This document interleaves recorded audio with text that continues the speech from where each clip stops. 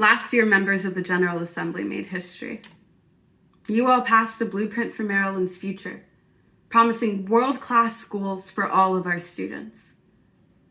Unfortunately, Governor Hogan vetoed the blueprint, denying critical investments in school resources at a time where communities across the state need them most.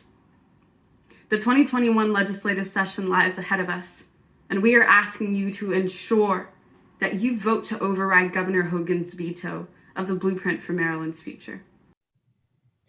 Lawmakers need to override the veto.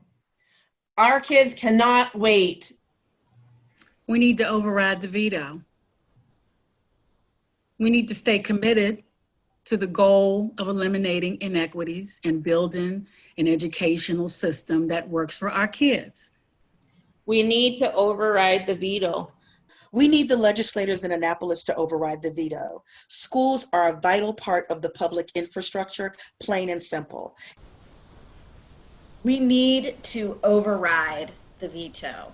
We need to override the veto so that we can keep all our kids in school and learning and make schools more welcoming and inclusive and safe for all kids. Override the governor's veto. Young people, we have to fully invest in them, and the only way to do that is to override the veto to make sure that the blueprint goes into law. The message for lawmakers is they really need to override Governor Hogan's veto. Kerwin is about our long-term commitment. It's more important than ever for lawmakers to override the blueprint veto. Override the veto. That's my message. Override the veto. The first step, however, is being able to look at today's third graders in the eye and voting to override the governor's veto of the blueprint.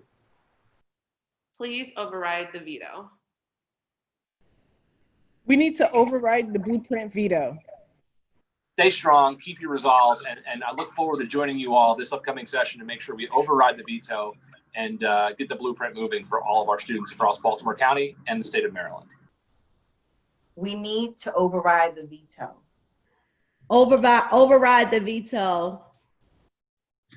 My message to lawmakers, plain and simple, we need to override this veto. So first, please override the veto. I think this is an imperative now more than ever.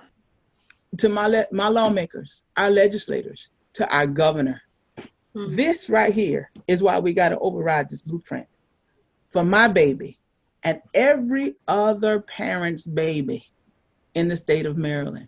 And I ask them to do it now.